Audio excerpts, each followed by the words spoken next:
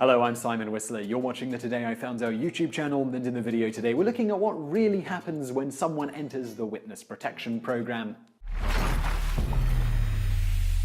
Born of the Organized Crime Control Act of 1970 and the brainchild of longtime Department of Justice Attorney Gerald Schur, the U.S. Marshal Service Witness Security Program, WITSEC, has successfully protected more than 18,000 people since it first began operations in 1971. Membership in the Witness Protection Program is typically for life and usually begins with a visit from U.S. Marshals, whether anticipated or not. While many of the witnesses and their family members have time to make the decision and prepare for their new lives, others are forced to choose rather quickly, even occasionally having to leave within moments of the Marshals arriving. Family members also join, and typically this includes a spouse and children, although sometimes even mistresses have been protected.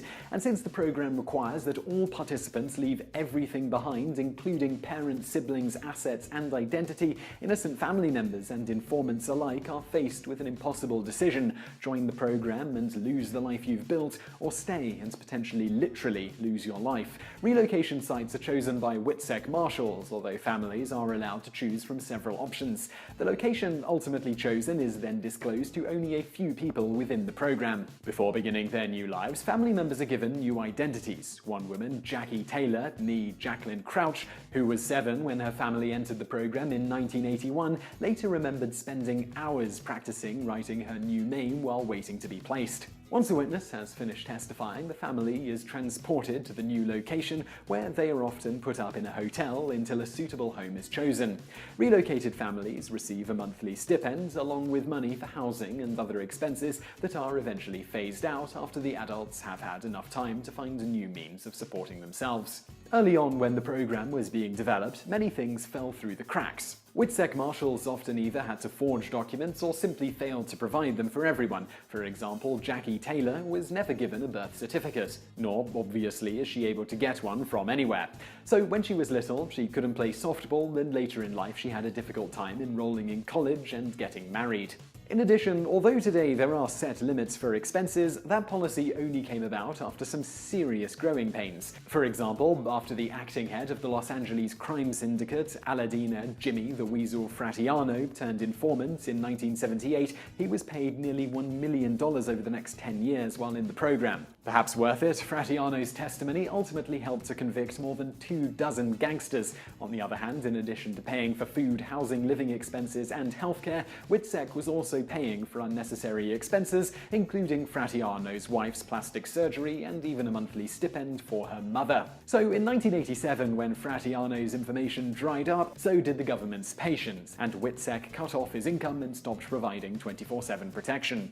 Although Fratianno claimed to fear for his life afterward, he lived for another 6 years and died in his sleep in 1993. Today, most of the bugs have been worked out, and legally sealed name changes, new social security cards, birth certificates, and driver's licenses are all routinely issued. In addition, medical and school records are quickly transferred, and fake credit histories are created. In sum, since 1971, about 8,500 witnesses and 9,900 family members have been protected by WITSEC, and no one who has followed the program's guidelines has ever been killed. However, not everyone successfully transitions into the program. In 1980, Henry Hill testified against his former associates in the Lucchese crime family and was placed in witness protection along with his wife and 2 kids. Having difficulty adjusting, the Henry Hills, changed to the Martin Lewises and later the Peter Hayneses, had to be relocated 10 times from places including Independence, Kentucky, Redmond, Washington, and Omaha, Nebraska. Bored to tears, Henry, or Martin, or Peter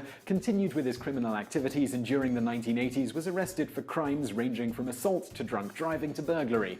In 1985, he outed himself a bit when he worked with Nicholas Pileggi to write his memoir, Wise Guy, which became the 1990s Goodfellas. Shortly thereafter, in 1987, Henry Martin Peter was arrested for trying to sell a pound of cocaine to 2 DEA agents, which ultimately resulted in his expulsion from the program. Apparently, however, exile didn't cause him too many problems with those he had testified against. Henry lived to 2012 when he died of a heart attack.